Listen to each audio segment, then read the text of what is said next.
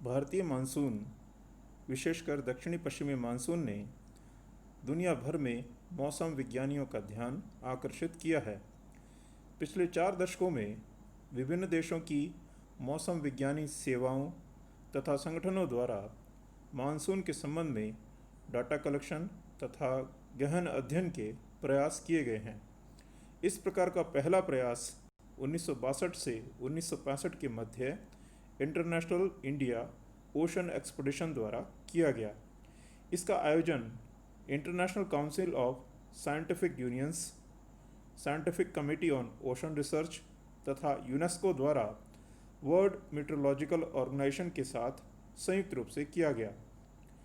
भारत एवं पूर्व सोवियत संघ द्वारा 1973 एवं 1977 में अन्य देशों के सीमित सहयोग से 2 संयुक्त प्रयोग भी किए गए।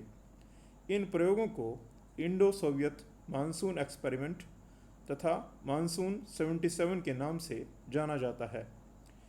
इन प्रयोगों से ही यह ज्ञात हुआ कि केन्या के अपतटीय क्षेत्र में स्थित एक स्पेसिफिक जोन से होकर दक्षिणी गोलार्ध से मानसून विषुवत रेखा पार करके भारत की ओर अग्रसर होता है।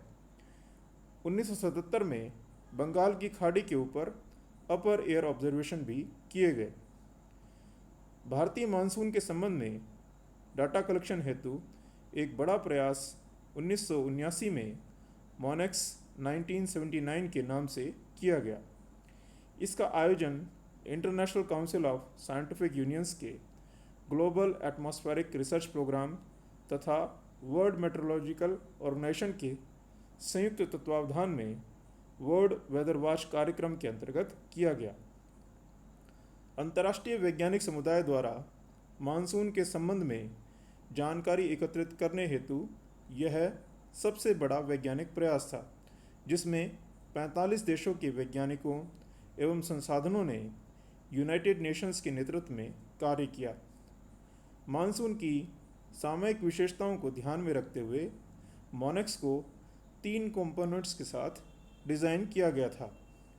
पहला विंटर मॉनेक्स, जिसमें 1 दिसंबर 1978 से 5 मार्च 1979 तक मलेशिया तथा इंडोनेशिया के समीपवर्ती पूर्वी हिंद महासागर तथा प्रशांत महासागर को कवर किया गया। दूसरा समर मॉनेक्स, जिसमें 1 मई से 31 अगस्त 1979 तक अफ्रीका के पूर्वी तट, अरब सागर, बंगाल की खाड़ी तथा समीपवर्ती भूमि क्षेत्र को कवर किया गया। इसमें हिंद महासागर का 10 डिग्री उत्तर से 10 डिग्री दक्षिण तक का भाग भी सम्मिलित किया गया। तथा तीसरा वेस्ट अफ्रीकन मानसून एक्सपेरिमेंट वैमेक्स, जिसमें अफ्रीका के पश्चिमी एवं मध्यवर्ती भागों का 1 मई से 31 अगस्त 1979 तक अध्ययन किया गया। परंतु 1979 का मानसून सामान्य मानसून नहीं था, इसलिए मॉनेक्स मानसून के सामान्य व्यवहार के अध्ययन में सफल नहीं हो सका। यद्यपि मानसून की एनोमलीज के वैज्ञानिक विश्लेषण की दृष्टि से मॉनेक्स 1979 का अत्यंत महत्व है।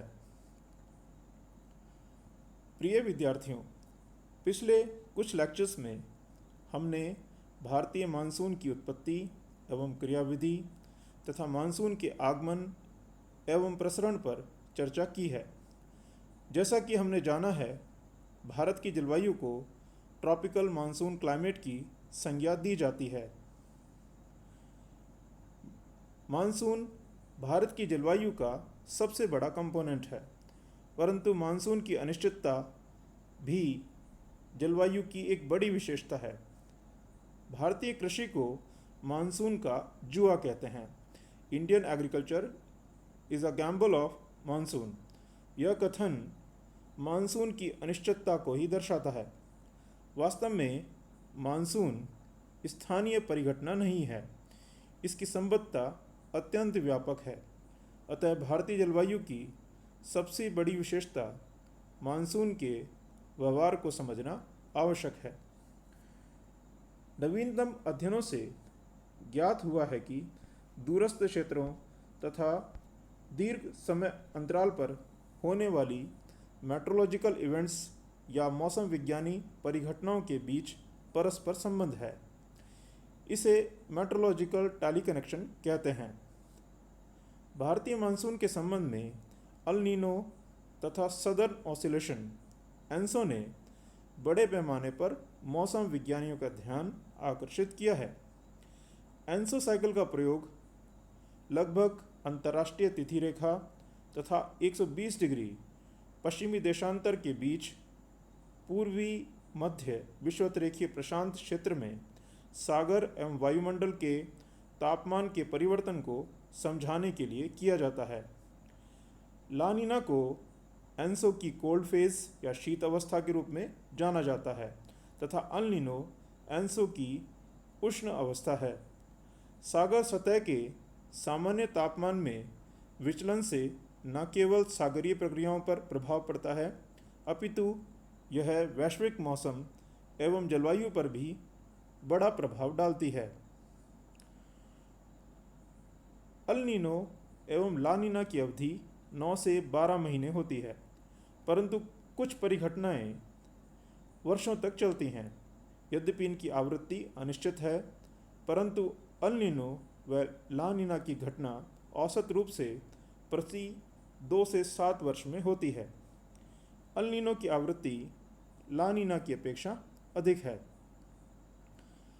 अल नीनो का अर्थ स्पेनिश भाषा में लिटिल बॉय या क्राइस्ट चाइल्ड होता है। अल नीनो परिघटना को 16वीं शताब्दी में दक्षिणी अमेरिका के मछुआरों द्वारा समुद्र में अपेक्षाकृत गर्म जल की उपस्थिति के रूप में पहचाना गया।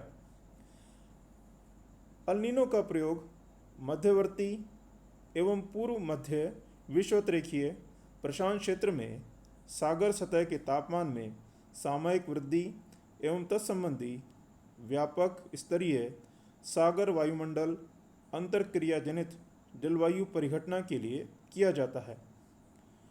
अल नीनो परिघटना के दौरान विषुवतरेखीय प्रशांत पर आने वाली व्यापारिक पवनें कमजोर पड़ जाती हैं, जिसके कारण दक्षिणी अमेरिका के पश्चिमी तट से सतही जल को विस्थापित करने वाली सागरीय धारा पर विपरीत प्रभाव पड़ता है और गहरे जल से आने वाली शीतल एवं पोषण से समृद्ध जल की आपूर्ति बाधित हो जाती है और पूर्वी प्रशांत में सागर सतह पर उष्ण जल का प्रसार हो जाता है।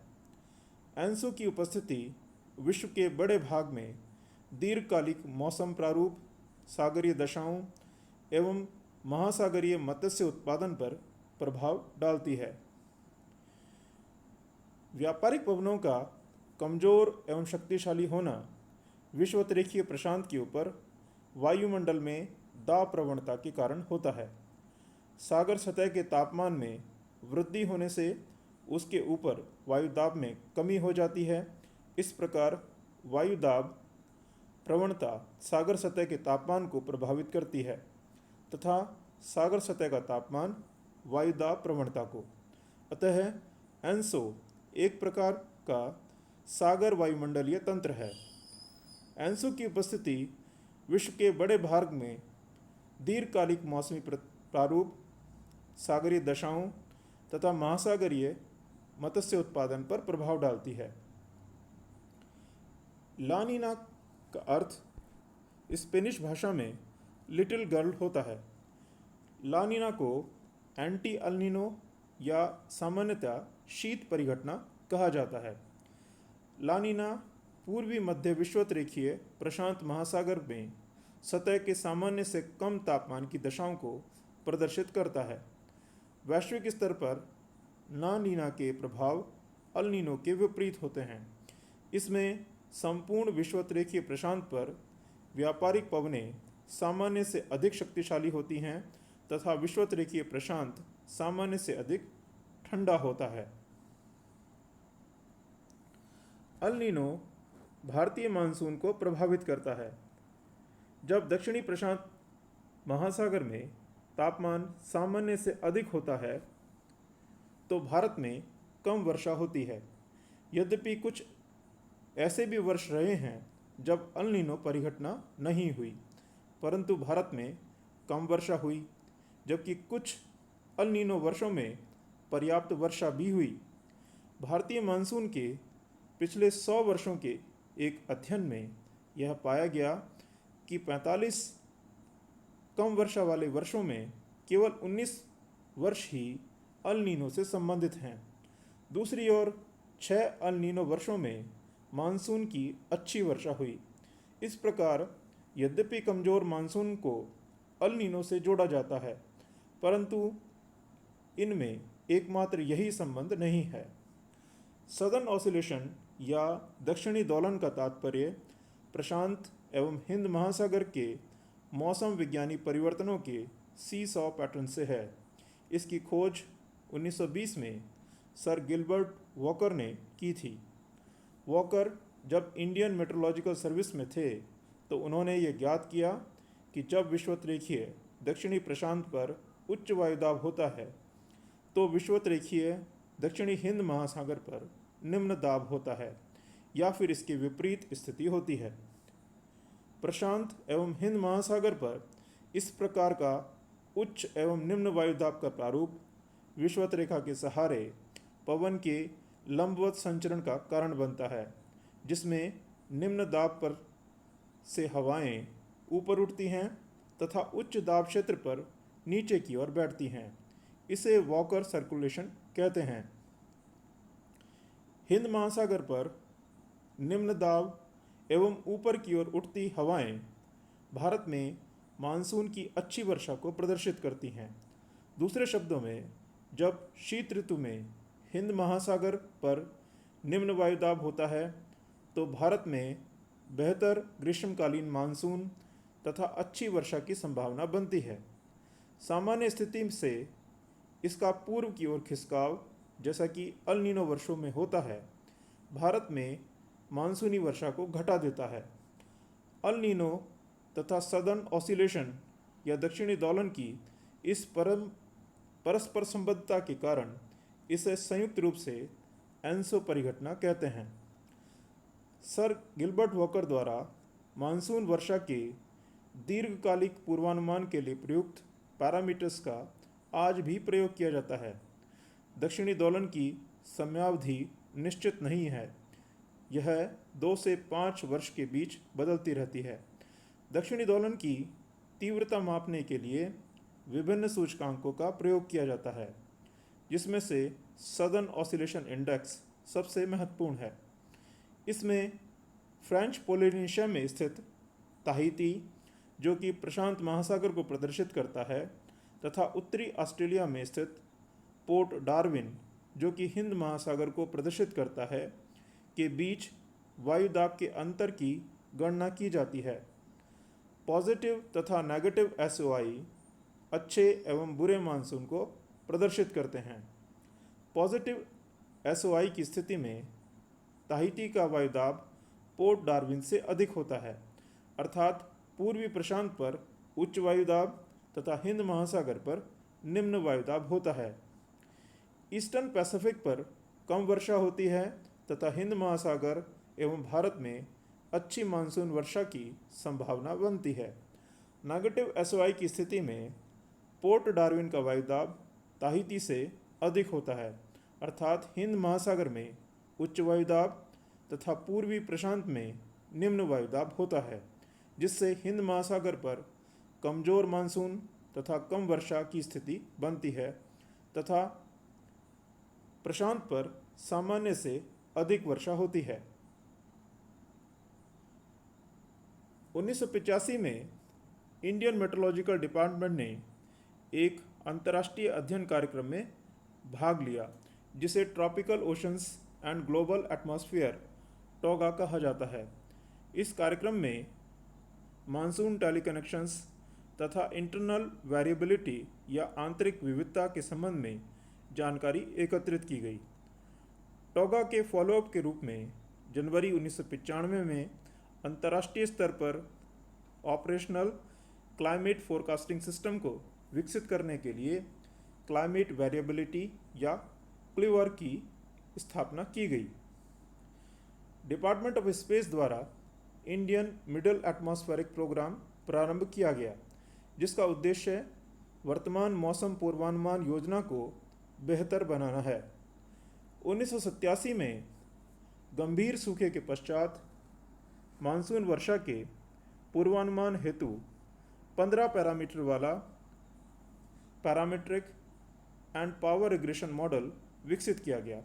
इसमें कुछ पैरामीटर वैश्विक हैं तथा कुछ प्रादेशिक।